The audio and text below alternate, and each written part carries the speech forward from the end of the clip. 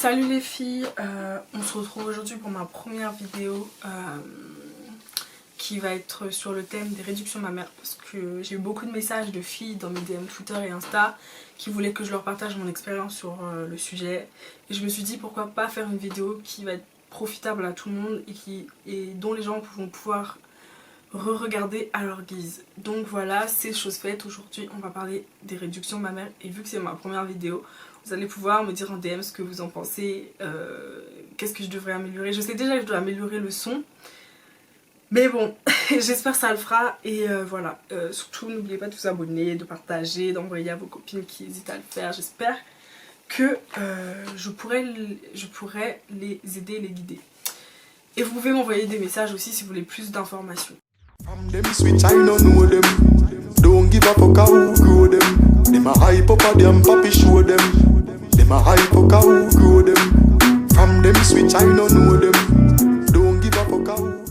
Donc moi j'ai effectué ma réduction mammaire à mes 17 ans et demi en 2018, en février 2018, à la clinique de la Sagesse à Rennes.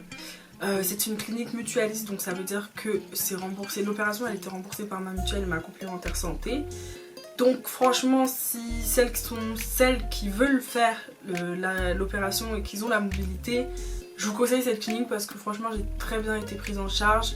Ma chirurgienne c'était le docteur Marion Gérard et elle était vraiment super gentille. Elle était nouvelle dans le milieu, c'est une nouvelle chirurgienne, mais franchement elle m'a fait du bon travail. Mon docteur il a vu après l'opération, il m'a dit qu'elle avait fait du bon travail. Elle m'a bien prise en charge, on m'a bien prise en charge là-bas, donc franchement c'est une bonne clinique et je vous la conseille.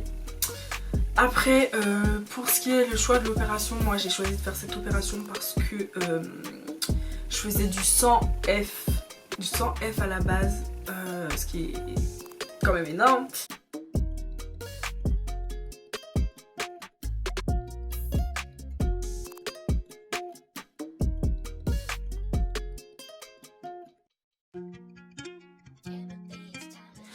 Et ça me gênait dans les problèmes de la vie quotidienne, donc c'est-à-dire le sport. Bon, je suis pas une grande sportive, les gens qui me connaissent pas ils savent que je suis pas du tout sportive.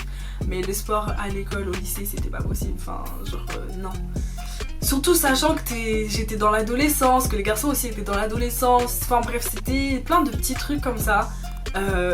Les réflexions désagréables des gens. Mais pas dans le sens où ouais les gens me disaient ça, je veux changer. C'est juste que genre déjà moi ça me complexait parce que je m'habillais toujours avec des vêtements très grands parce que je voulais pas qu'on voie que j'ai des formes. Ça me complexait, mes formes me complexaient énormément, mes seins me complexaient énormément.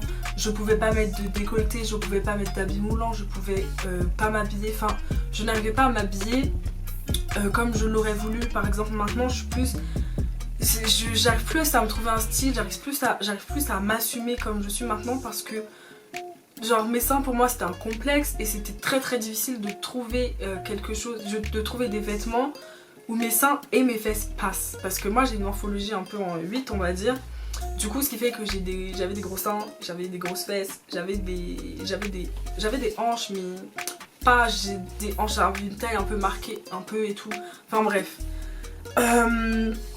Donc voilà, du coup ça fait le sport, les vêtements, pardon. Le sport, les vêtements, les regards des gens, parce que les gens dans la rue quand ils te regardent tu mets un décolleté, enfin moi je le faisais, enfin l'été quand il fait chaud t'es forcément obligé d'avoir des débardeurs, des petits trucs comme ça, tu vois les gens ils te regardent mal. Les réflexions des garçons de mon âge, du genre ouais la branlette espagnole blablabla, ouais je peux te toucher les seins, même on me demandait pas, on le faisait, enfin c'est pas supportable pour une personne, enfin moi j'avais 17 ans à l'époque, voilà j'étais quand même assez sensible et assez comment dire, je sais pas comment dire mais ça me touchait plus que, enfin ça me touchait beaucoup plus que maintenant on va dire. Et voilà, j'avais besoin de le faire et c'était une opération que j'avais toujours voulu faire à la base. Et une personne de mon entourage l'avait faite et je me suis dit yes, lance-toi, vraiment lance-toi. Donc chose faite. Ensuite, ouais. Donc moi j'ai cherché ma chirurgienne on va dire été 2018. Non, été 2017 on va dire, voilà. Été 2017, novembre, automne 2017 j'ai cherché ma chirurgienne. Je l'ai contacté, j'ai eu un rendez-vous en novembre ou décembre 2017, pardon. Et ça a été un rendez-vous que j'ai obtenu assez rapidement, comme vous pouvez le voir, été 2017, novembre, décembre 2017, c'est assez relativement court. Donc j'ai pu avoir le rendez-vous très rapidement, ce qui a été quand même un bon point pour moi parce que je voulais pas le faire après mes 18 ans. Je sais plus pour quelle raison, mais je voulais pas le faire après mes 18 ans. Du coup, j'ai eu le rendez-vous en novembre avec la chirurgienne, on a parlé. Elle m'a laissé un petit peu de temps pour réfléchir, mais moi j'étais tellement décidée que le lendemain je l'ai rappelé en lui disant mais je suis sûre de la faire. Donc de ça, elle m'a donné une date, le 23 février, le jour de mon opération. Et entre temps, j'ai eu des rendez-vous avec la chirurgienne et l'anesthésiste. L'anesthésiste, j'ai eu des papiers explicatifs, elle m'a très bien expliqué comment ça allait se passer, comment elle allait procéder, que c'était une opération en T inversé. Elle m'a parlé des risques, donc c'est-à-dire que après, si vous faites l'opération, faut que vous soyez bien consciente que l'allaitement, c'est plus possible. On va dire c'est 99%. Il y a 99% de chance. Il y a 99%. Bref, j'arrive pas à dire là. Non, que l'allaitement, on va dire, c'est quasi sûr que ce sera pas possible après l'opération. Il y a de très rares cas où les tissus se rattachent ensemble et que bon, le lait il passe, mais généralement l'allaitement c'est plus possible après une réduction mammaire, donc faut prendre bien conscience de ça. Si vous voulez faire une réduction mammaire, soyez consciente que vous ne pourrez pas allaiter votre bébé si vous voulez des enfants plus tard. Donc si vous voulez allaiter, je vous conseille de la faire après avoir eu des enfants. Que c'est une opération où on vous endort, donc il y a quand même un risque, un potentiel risque que vous vous réveillez pas, mais bon, il est petit, mais il y a quand même un risque, il y a toujours un risque. Il faut prendre en compte les cicatrices, que ça laisse quand même, c'est une opération où on vous coupe la peau quand même, donc il y aura forcément des cicatrices. Est-ce que vous ou pas vous êtes prête à les assumer, vous êtes prête à... Voilà, c'est à vous de voir. Après, je vais revenir sur les cicatrices après. Enfin voilà, elle m'a parlé de tout, elle m'a bien expliqué, elle m'a donné une fiche bien explicative. Franchement, c'était cool. Elle était très gentille, elle a pris des photos de moi. Je sais plus si c'était pour son avant-après. Oui, ça devait sûrement être pour ça. Voilà. Après, le jour de l'opération,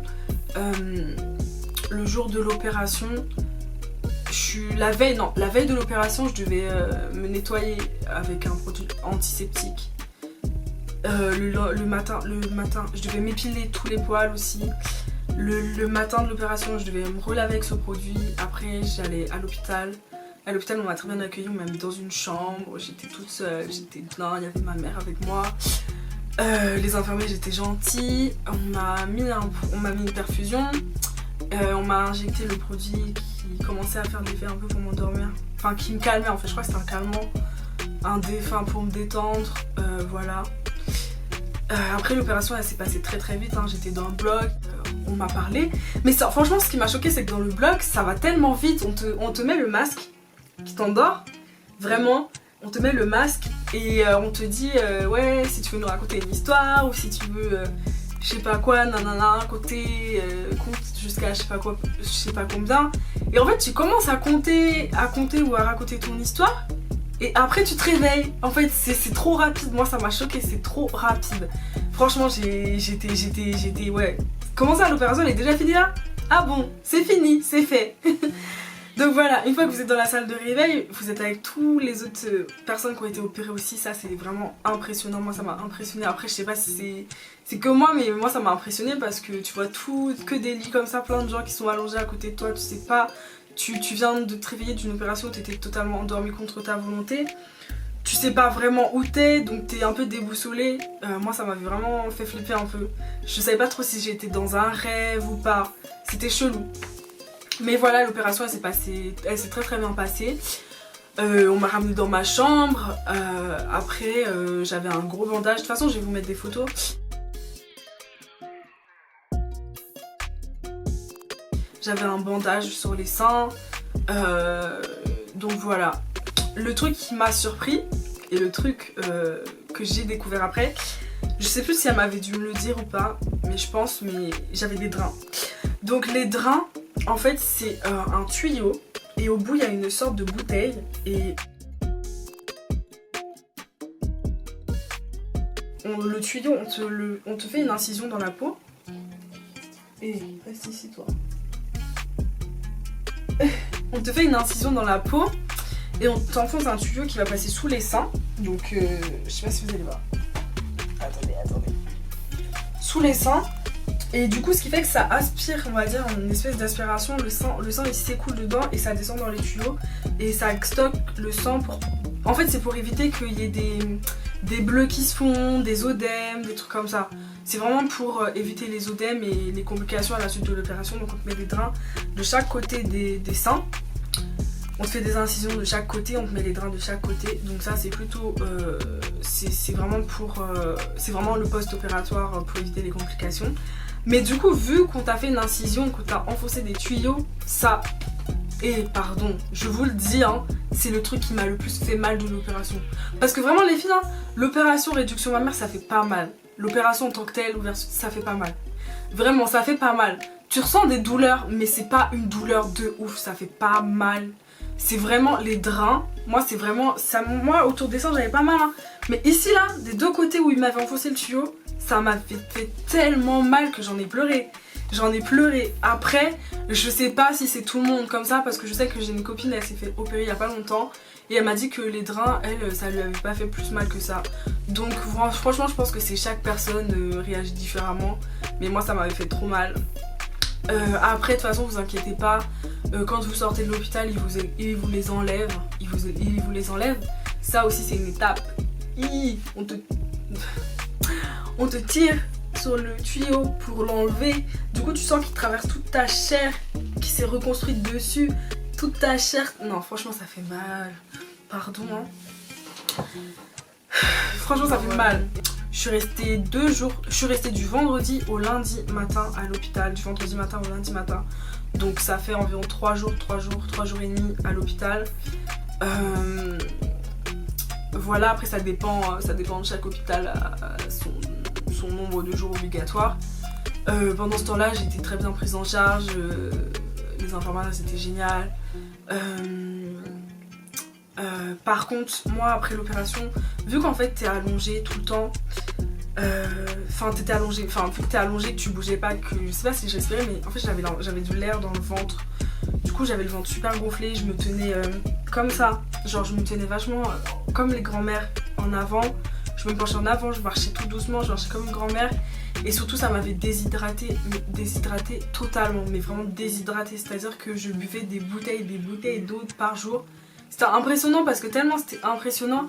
À la fin des 2 semaines où j'étais en convalescence après l'opération, j'avais la peau toute lisse. J'avais une peau merveilleuse. J'avais maigri, j'avais la peau toute lisse. Et j'étais waouh. Vraiment ça m'avait rendu une peau magnifique. Donc les filles, quand on vous dit buvez de l'eau pour avoir une belle peau, je vous jure que c'est vrai, j'ai pu le tester et je vous jure que c'est vrai. Quand vous sortez de l'opération, vous avez un gros bandage. Vous voyez pas vos seins, vous les voyez que le dernier jour où vous partez, quand elles vous changent vos pansements et qu'elles vous mettent un soutien-gorge, qu'elles vous mettent le soutien-gorge exprès. Je voulais vous le montrer, mais je l'ai cherché tout à l'heure mais je l'ai pas trouvé. C'est un soutien-gorge que t'enfiles comme une veste en fait. Tu le mets par devant et t'attaches par devant ou le t'attaches par derrière pour éviter de faire des mouvements qui puissent, vous savez, forcer sur les cicatrices et les fils. Bah vous l'attachez comme ça par devant, ça vous évite de faire des mouvements. Voilà. Après les jours post-opératoires, j'ai eu 2 semaines de convalescence. Bon, 2 semaines je trouve ça un peu assez faible pour se rétablir complètement. On va dire que après moi je me forçais vraiment à prendre sur moi pour pas avoir peur qu'on me bouscule ou des trucs comme ça, mais bon, y a pas le choix. Voilà, après de toute façon vous avez vous pouvez commencer à racheter des soutiens-gorge, vraiment des soutiens-gorge exprès et tout, au bout de... Parce que votre soutien-gorge spéciaux, vous devez le garder au moins 1 mois et quelques semaines. J'avais aussi, j'ai oublié de vous dire, j'avais aussi des bas de contention pour éviter de faire ces petits émis. Je crois que c'est ça. j'avais des bas de contention à porter pendant un mois aussi, je crois. Un mois. Je crois que c'était ça, hein. Pendant un mois je devais porter ça. Voilà. Franchement, je crois que j'ai tout dit, hein. Si vous savez, s'il y a des choses que vous voulez savoir de plus ou des questions et tout, n'hésitez pas à me poser en commentaire. Si j'ai oublié des infos, je vais les rajouter soit en dessous, soit dans la barre d'infos. Voilà. Oui, aussi ne pas exposer ses cicatrices. Ah voilà, c'est ça que je voulais revenir. Donc les cicatrices, après l'opération, ils vous donnent... Elle est où ma crème? Ah voilà. Ils vous prescrivent une ordonnance. Comment on fait pour... Je sais pas si vous allez voir, mais bref.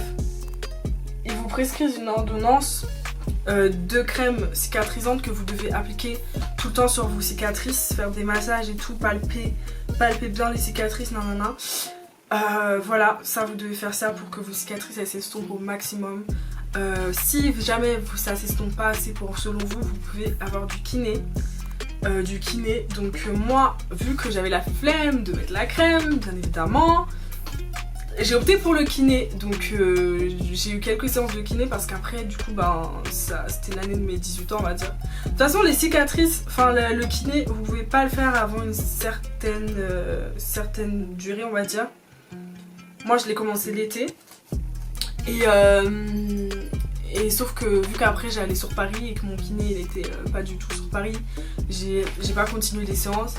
Aujourd'hui mes cicatrices elles se sont beaucoup estompées, on va dire. Elles se sont beaucoup estompées, mais elles se voient toujours un peu. Par exemple là je mets un t-shirt blanc, on va voir le contour, on va voir le contour de là où elle a coupé.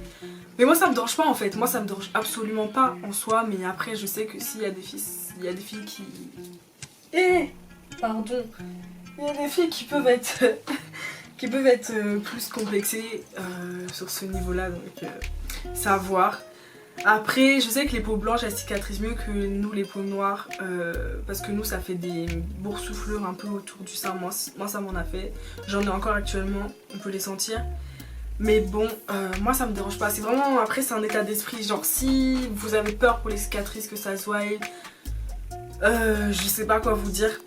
Je pense que c'est chacun le vit et le perçoit comme il veut. Moi ça me dérange pas. Si vous avez peur pour vos copains ou...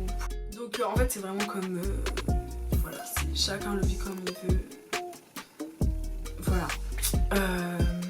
Ne pas s'exposer ses cicatrices au soleil pendant un an. Donc c'est-à-dire pas de bronzage... Pas de l'été, on enlève le soutien-gorge, on se laisse bronzer. Non. On pose pas ses cicatrices au soleil. C'est pour éviter le cancer de la peau, je crois c'est ça. Après, des recommandations... Non, après, franchement, après... Moi, du plus positif de ce que j'en ai à dire de la réduction mammaire, le plus positif que j'ai pu vivre, c'est que ça change la vie parce que, en fait, à partir du moment où tu as fait cette opération, tu peux t'habiller comme tu veux, tu as tellement une liberté vestimentaire, c'est incroyable. Moi, avant, avec mes seins d'avant, je me serais jamais permise de mettre un t-shirt ou ce haut sans soutien-gorge. Je me serais jamais permise et là j'ai arrêté de porter le soutien-gorge. Ça fait depuis que je me suis fait, enfin pas depuis, au début j'en portais, mais depuis que je suis sur Paris on va dire j'ai arrêté de mettre des soutiens-gorge et c'est trop bien, genre c'est trop bien. C'est la meilleure chose que j'ai pu faire. C'est la meilleure chose que j'ai pu faire, une liberté vestimentaire énorme, genre tu peux t'habiller comme tu veux, tu peux mettre ce que tu veux. Voilà, après pour le sport aussi c'est beaucoup mieux. Voilà en fait, moi ça m'a changé la vie sur ce niveau-là. Après le point négatif de ce que je pourrais dire, c'est de bien réfléchir avant de le faire. Parce que moi je sais que là je l'ai faite, je regrette pas l'opération. Je regrette pas, mais je sais que je l'ai faite parce que j'avais 17 ans et que aussi j'étais au lycée et qu'au lycée c'est là où les garçons commencent à te regarder, c'est là où... Enfin du coup c'était un peu... voilà. Si j'avais pas eu ça, peut-être je l'aurais pas fait. Et des fois je me dis que je sais pas comment vous expliquer, mais disons que maintenant, avant j'étais complexée, j'avais beaucoup de complexes sur mon corps. Et les complexes que j'avais avant, aujourd'hui, se sont devenus ma force, on va dire. Et je sais que si j'avais gardé mes seins aujourd'hui... c'est tombé comme je n'importe quoi en fait. Moi j'installe des mini décos là qu'on va même pas voir sur la vidéo pour que ça tombe.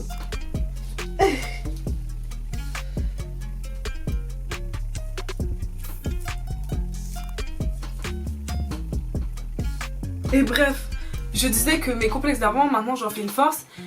Et je sais que si par exemple j'avais pas fait l'opération, genre aujourd'hui ce serait pas gênant. Peut-être la seule chose ce serait gênant, c'est que j'avais un sein plus gros que l'autre. Je vous ai pas dit, oui, on m'a enlevé 700 grammes d'un sein et 1 kg quelque chose, 1 kg 300 d'un autre, donc ce qui est assez conséquent. Et j'avais vraiment un sein plus gros que l'autre. Mais en soi, si j'avais gardé mes seins d'avant, bon je le laisse comme ça, si j'avais gardé mes seins d'avant, je pense qu'aujourd'hui j'aurais pu les assumer tels qu'ils sont. C'est-à-dire que j'aurais pas forcément fait l'opération, si ce n'est vraiment que pour le vestimentaire comme je l'ai dit avant. Donc voilà, si je dois vous donner un conseil sur cette opération, c'est vraiment de bien réfléchir déjà si vous voulez la faire maintenant par rapport à l'allaitement. Si vous la faites pour vous ou pour quelqu'un d'autre parce qu'on vous a dit telle ou telle chose, voilà, ne le faites pas. Ne le faites pas. Si c'est pas pour vous-même, ne le faites pas. Après, choisissez bien votre chirurgienne parce que c'est important d'avoir une bonne relation avec une personne qui va quand même, effectuer des... Comment dire, qui va quand même vous ouvrir, vous découper le corps dont vous allez être quand vous allez être endormi. Donc c'est quand même important d'avoir une bonne relation, de choisir un bon chirurgien, de regarder bien les avis, de voir les photos, s'il a des photos d'avant après pour voir le travail qu'il fait.